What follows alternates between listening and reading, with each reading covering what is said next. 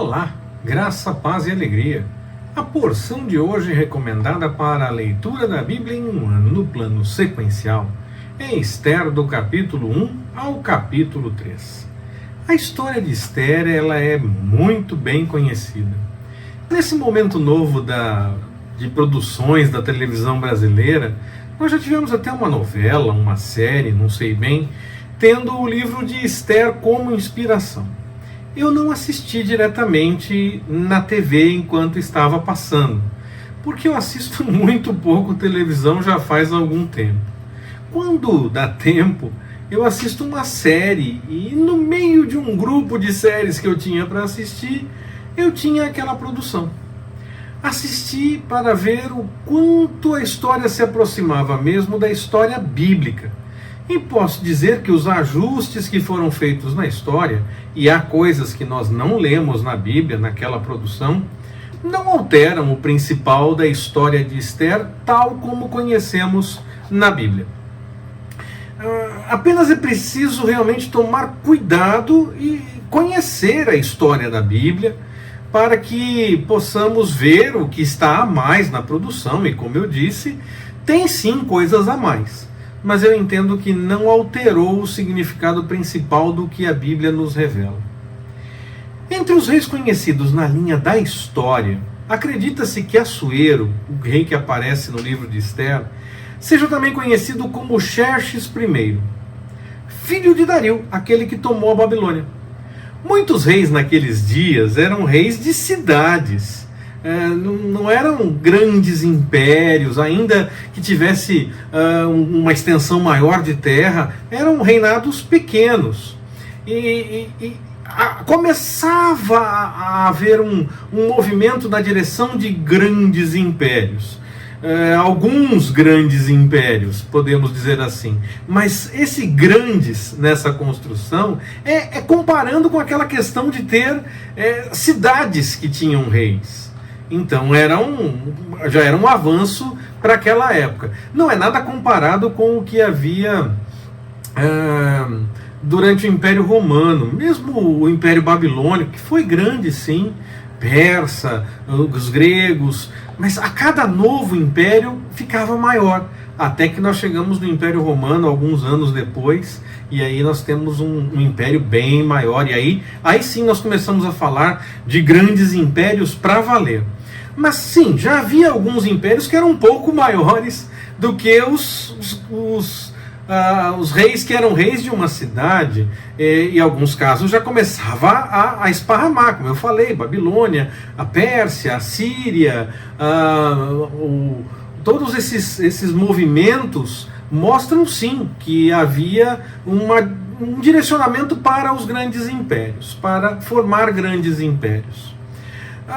Dario e Ciro, aquele Ciro que deu a ordem da volta para os judeus voltarem para Jerusalém, são reis tidos na história, na linha da história, ao mesmo tempo, porque eles eram reis de pequenos grandes impérios que começavam a se formar, mas cada um cuidava de uma parte. Eles estavam como que fossem aliados e essa coisa toda. E Israel, quando vai para o exílio, está dividido entre Israel e Judá. E no caso de Judá, o exílio foi muito mais definido do que no caso de Israel. Nós vimos na história quando falamos a respeito dos livros de crônicas, depois Esdras, Neemias, essa coisa toda. Mas cada reino, então, seguiu debaixo de um soberano. Por isso nós vemos Dario interagindo com Daniel, por exemplo, e a ordem da volta, como eu falei, foi dada por Ciro, ainda que no mesmo período histórico. Aliás, Dario pode ter vivido até mesmo mais do que Ciro, e até depois da morte de Ciro, seguindo a linha da história, como a história é contada.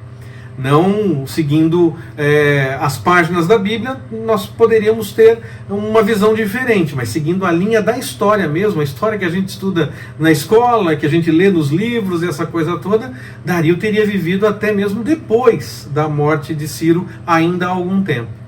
Mas Israel, apesar de ter ido para o exílio em momentos diferentes e como uma nação dividida, e ter então autoridades diferentes em alguns momentos da história desses reinos que estariam comandando, no caso Israel, essas linhas de reinos são diferentes, inclusive, nas páginas da história.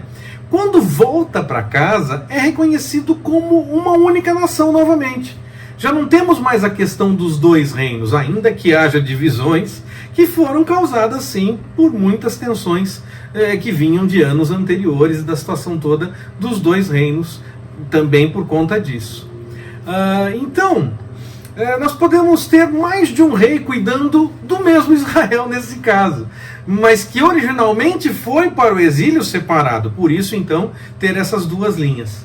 Essa é uma pequena explicação de um contexto histórico. Talvez um dia nós possamos, permitindo o Senhor, aprofundar nos detalhes, olhar realmente a linha da história, mas nós precisávamos de algumas pistas para que pudéssemos fazer a localização histórica da nossa história de Ester.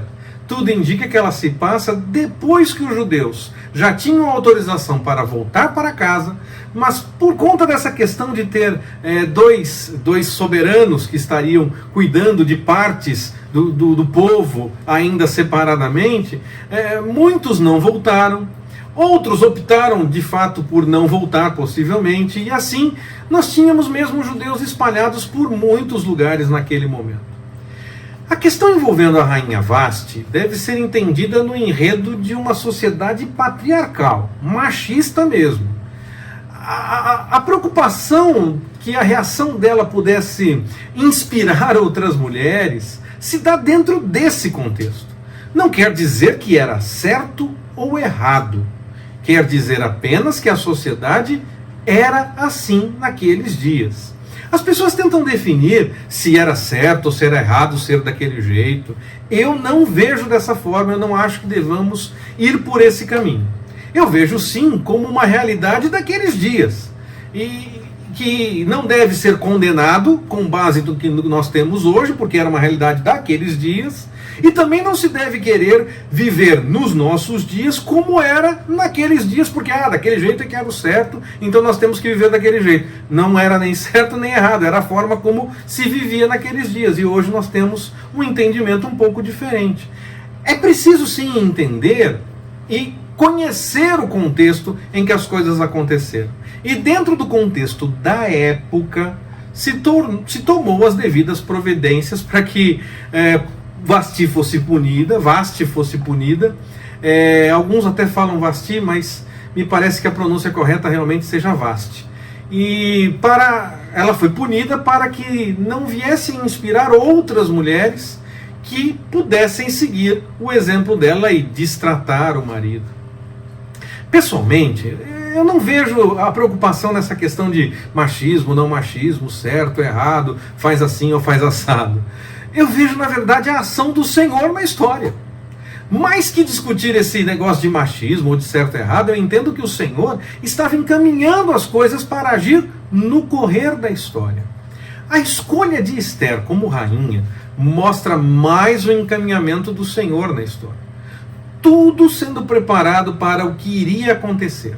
O problema com Amã e os judeus. O problema que Amã tinha com os judeus. Ele nem disse para o rei qual seria o povo que tinha toda aquela situação diferenciada, e o rei permitiu que Amã fizesse o que ele quisesse, porque tinha Amã em alta conta.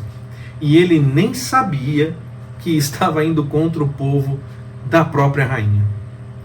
Ainda que em Ester não vejamos o nome do Senhor dito claramente, escrito claramente, há muitos movimentos no livro, como um todo, mostrando tanto a busca pelo Senhor, como a ação dele na história. Uma história que nos mostra que o Senhor prepara as coisas muito antes até delas acontecerem. Encaminha a história para que os seus possam ter o devido cuidado. E mostra o quanto nós podemos confiar no Senhor.